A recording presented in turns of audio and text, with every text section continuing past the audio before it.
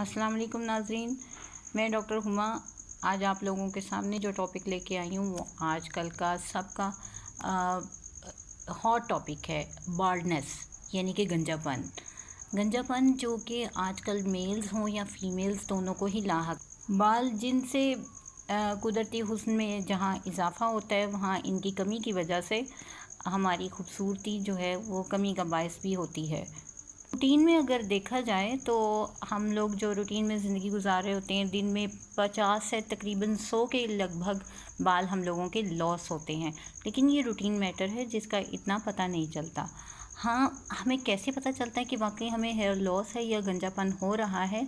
तो इसमें यह होता है कि एक्सेसिव हेयर लॉस होने लगता है और उसका हमें ऐसे पता चलता है कि आप देखें तो हमारे पिलो के ऊपर बाल उतरे हुए नज़र आते हैं या वॉशरूम में गिरे हुए नज़र आते हैं, या जब आप अपने हेयर ब्रश करते हैं तो आपकी कंघी में या आपके ब्रश में काफ़ी सारे बाल जो हैं उतरते हैं या गिरते हैं कंघी करते हुए। इसके अलावा इस चीज़ का एनालिसिस ऐसे होता है कि जब आप पार्टिशनिंग करते हैं यानी अपने जब बालों को बनाते हैं तो उसमें वाइड हेयर लाइन होना शुरू हो जाती है, उसमें वक्फा नज़र आना शुरू हो जाता है, आपकी ओवरऑल थिनिंग होनी शुरू हो जाती है, आपके बालों में थिल होना शुरू हो जाते हैं, वो पतली हो जाती हैं, आपकी पोनी टेल जो है उसका वॉल्यूम कम हो जाता है और वो थिन हो जाती है।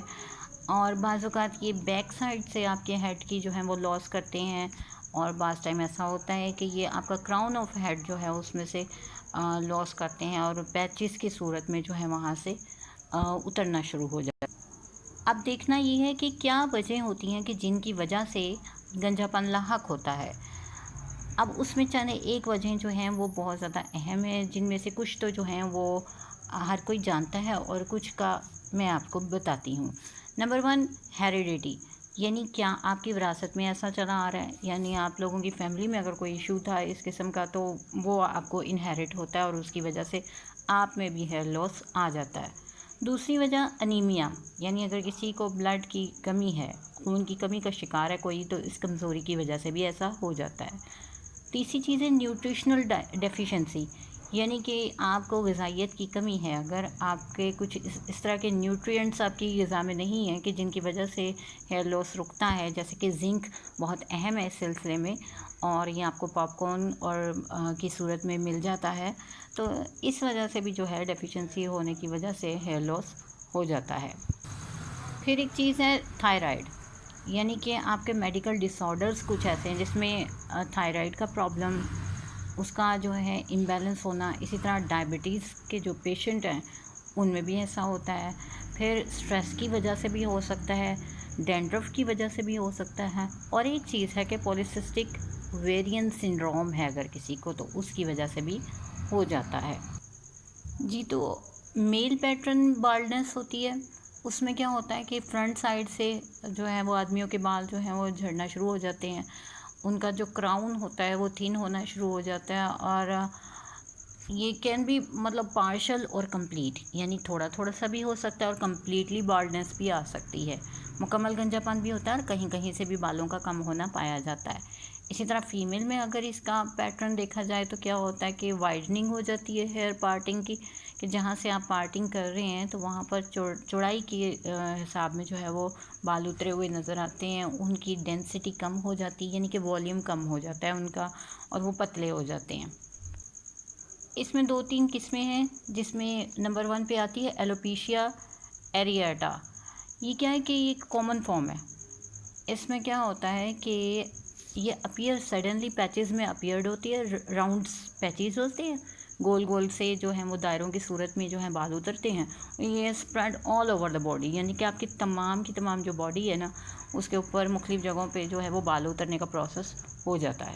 अब एक चीज़ है स्कैल्प सोराइसिस, अगर किसी के सर की जो मतलब खोपड़ी की जो जिल्द है उस पर फ्लेकिंग ऑफ स्कैल्प शुरू हो जाता है, यानी कि उसके फ्लेक्स जो हैं वो सिल्वरी से हो जाते हैं और क्या कहते हैं उसमें ख़ारिश भी होती है और वो उसमें से वो उतरते हैं उसके फ्लेक्स जो है ना, ये भी एक प्रॉब्लम होता है। और इसके अलावा सिबोरिक डर्माटाइटिस होता है कि उसमें क्या होता है कि ये टोटली कॉमन यानी चीज़ है, डैंड्रफ कॉमनली जिसे कहते हैं ना डैंड्रफ, वो चीज़ है।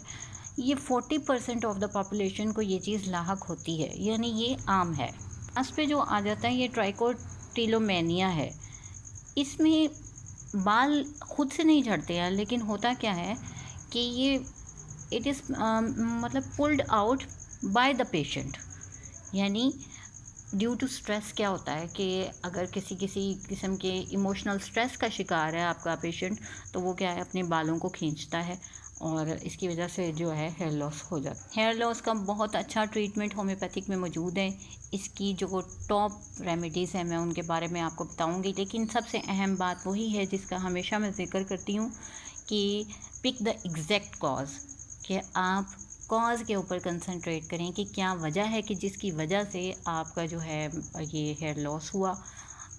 तो इसकी जो टॉप रेमेडीज़ हैं उनमें fluoric acid, नेट्रम्योर, phosphorus, विनका minor, silicea, नेट्रम्योर, ये सब मेडिसिन्स जो है ना बेहतरीन काम करती हैं। और इसके अलावा सिम्टोमेटिकली जैसे जो चीज़ जिसको जो है वो सूट करती है और जो आपके सिम्टम्स के साथ मैच करती है वो रेमेडी बेस्ट वर्क करती है। बहुत बहुत शुक्रिया आपका। अल्लाह आपका हामी और नासिर हो।